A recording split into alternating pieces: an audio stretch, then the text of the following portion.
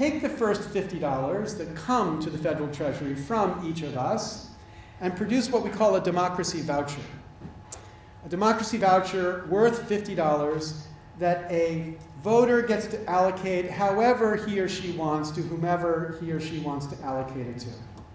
That's part one. Part two. Citizens could then also contribute a maximum of $100 to any particular candidate. And candidates opting to take only democracy vouchers and a contribution of $100 max from any citizen would be able to get the democracy voucher contribution. So they opt into the system where the only money they take is small dollar contributions. If the $50 voucher doesn't get allocated, then we divide it among the parties according to the registration of those who should be allocating it. There's a big hole here, which is 40% of Americans think of themselves as independent, and not sure how we think about that one, but bracket that problem for a second. The point to recognize is that $50 per voter produces $6 billion in the election system. Now, $6 billion is real money. In 2008, the total amount raised and spent in all congressional elections was $1.4 billion. So this is more than 3 times the total amount raised and spent in 2008, giving candidates a real reason to believe there's a reason to opt into this system. Now imagine the world where 80% of candidates opted into this system. When Connecticut created a system like this, in the first year, 88% of candidates opted into the system in the first year. But imagine only 80% did. The thing to recognize is that if we had that kind of Congress, where small dollars only were driving the election of members in Congress, then all of us could believe, as we all want to believe, that whenever Congress made some stupid decision, they may have made it because there were too many Democrats or because there were too many Republicans, but not because of the money. The point is, this system would make trust possible again, because it would build the right dependence into the election of members to Congress, producing what I think of as independence in our Congress. Now that's the promised land, and it's far away. So to get there, I want to suggest 3 things that we all should do. Number 1, we all need to become root strikers. That means people who, number 2, make it our job to teach others, to connect the dots, to recognize that we will get nothing of the changes or government that we want until we get this change. And I don't mean just we on the left. I don't mean just liberals. I mean conservatives too. If you're a conservative and you want a simple tax system, a flat tax or a fair tax, there is no chance in hell that under the current system of funding elections you will ever get that kind of tax, because under the current system it is the complexity of the tax system that inspires people to give to members to continue to get the particular tax benefit which the system delivers.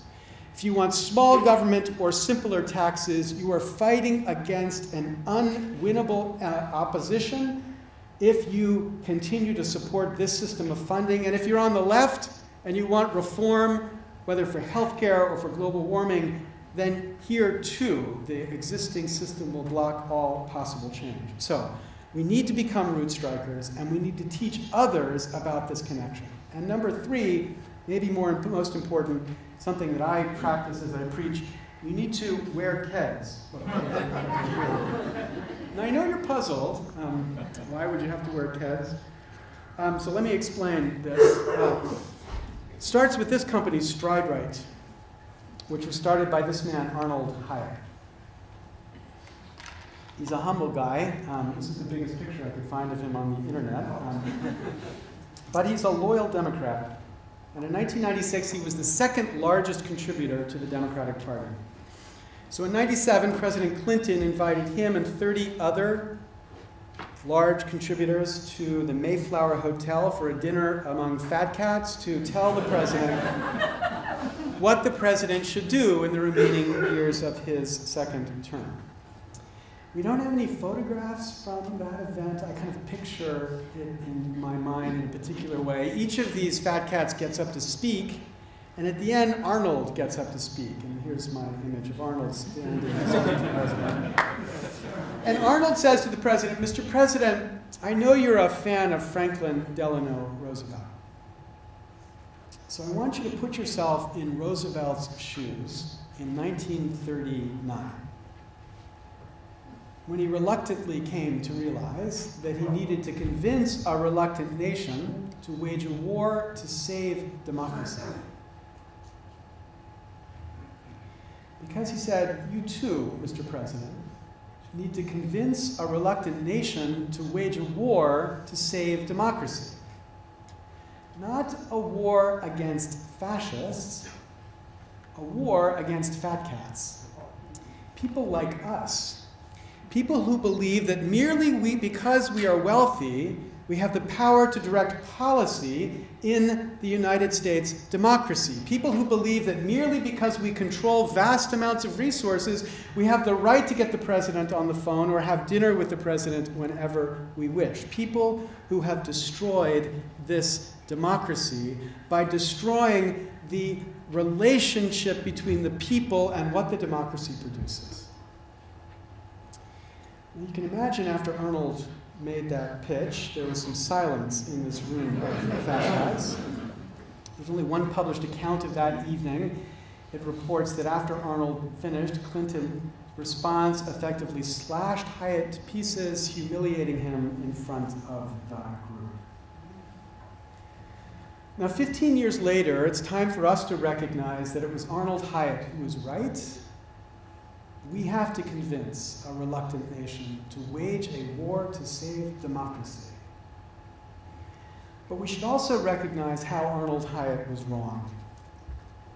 It's not going to be politicians who lead us in this war. It will be citizens. It will be us. It will be root strikers. It will be you. When Franklin walked out of the Constitutional Convention after the convention had finally agreed on the document, he was stopped by a woman on that street in Philadelphia and asked, "Mr. Franklin, what have you wrought?" Franklin said, "A republic, ma'am, if you can keep it. A republic, a representative democracy. A democracy dependent upon the people alone. We have lost that republic. Join us to get it back." Thank you very much.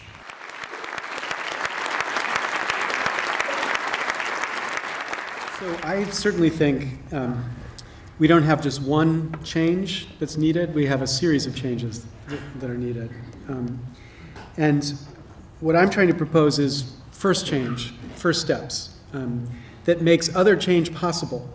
So I completely agree that redistricting issue, I don't know about particularly in Texas, but at the federal level is very significant and interacts with the fundraising in a very perverse way. So this last election was a little bit of an exception to this rule, but the general story is that the vast majority of seats in Congress are safe seats, which means they've been districted so that the incumbent need not fear anything except a primary challenge, because in those seats, there's no way for the other party ever to win.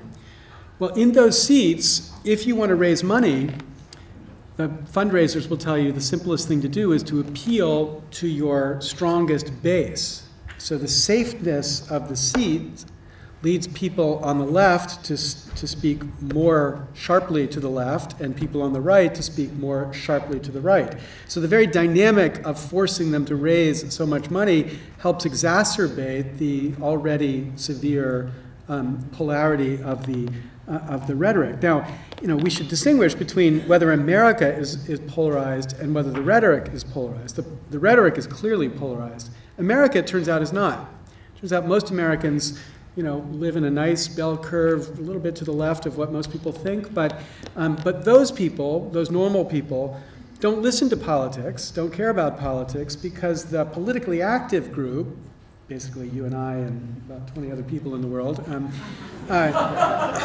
are extremely polarized. And so normal people listen to what they say on Fox or on MSNBC and say, this is not me, I don't care anything about that. So the polarization leads to further distance between the people and the process. So the question is, what do you do first to fix this? I completely agree with the concern that Citizens United has created an extraordinary problem here. Absolutely it has. And I think it's even more extreme than Steve describes. There's a really great paper called The Iceberg Theory of Political Contributions, which is written originally to answer Brian's puzzle, where he referred to the puzzle about why there's not more money in politics, given the amount of resources the government gives out. And the answer to the paper gives is, it turns out if you give somebody $10,000 in a contribution, if your PAC gives them $10,000, which they can do in 2 cycles, that creates the same incentives. And if you give them $2,000 and credibly threaten to give $8,000 to the opponent. So the credible threat is itself an incentive. And so I don't have to give $10,000, I just have to give $2,000 and be credible enough about the other money that I'm going to give. Now that explains a whole bunch of the missing money, but after Citizens United, this is enormously dangerous, because what that means is you no longer have a $10,000 cap, which is the amount that PACs can give. You have an unlimited amount of money. So, Exxon could make it known that anybody who believes that Al Gore is not smoking weed when he talks about global warming will have at least $1 million spent in that district to fight anybody who is pro-reform of the global warming context. And they don't even have to spend the money as long as they're credible about it, because then people will react to this expectation and all of a sudden discover that, oh, it turns out the science is more contested than I thought it was before, and slowly shape-shift their place into their position to a place where they're not actually opposed by this. And the assumption in Citizens United that we would have disclosure and we would all be able to know exactly who gave to what and that would solve all of these problems doesn't obtain, because nobody has to disclose the threat. Right? So when I threaten to give $8,000, I don't write, and I threatened $8,000 on a report. It's just invisible. So the influence of Citizens United is huge and pervasive, and I don't mean to minimize it at all. But the only way to overturn Citizens United right now, the only legal way, is an amendment to the Constitution. And it is insane to believe that we are going to produce 2/3 of the United States Senate, 67 votes in the United States Senate, and 2/3 of the House, the Republican House, to propose an amendment to overturn Citizens United. And even if we achieved that, it's insane to believe we're going to get 3/4 of the states to pass an amendment to overturn Citizens United. And even if we did, and we got the kind of amendment that's being pushed that says corporations are not persons, or Citizens United is overturned, we will just get ourselves back to where we were on January 20th, 2010. And let me tell you, democracy was already broken on January 20th, 2010, the day before Citizens United was decided. So this is a huge problem, but it's not the first problem. The first problem has got to be to create a different kind of funding for campaign elections. Now, I agree with Brian, and I agree with Sherri that we've had many efforts at reform here, and all of them have had very bad unintended consequences. The very first statute, which the Supreme Court, that really regulates in this context, that the Supreme Court in Buckley versus Vallejo cut apart, was a statute that tried to do 2 things. First, limit contributions and limit expenditures. And the Supreme Court said you could limit contributions at least to a level that raised the suggestion in people's minds that the contribution was actually a quid pro quo. So it could limit contributions for the purpose of producing trust in the system that there wasn't quid pro quo corruption going on, but you couldn't limit expenditures. So we produced a system where people have got to raise an ever-increasing amount of money, but in tiny little bites. So it's like, an all-you-can-eat buffet, but you have a thimble, and you have to go back to it every 10 seconds to get food that you can eat. Now, the point is that pattern produces a kind of pathology in the candidates, because they are so obsessed, and they have to spend so much of their time raising money. Now, one solution to this would be to eliminate limits. You can raise $1 million from people, but of course, that won't produce a world where candidates are more responsive to the people and produce a world where they're less responsive because they'll only have to raise from 100 people all the money they need and they don't have to worry about anything else. So that system doesn't solve it.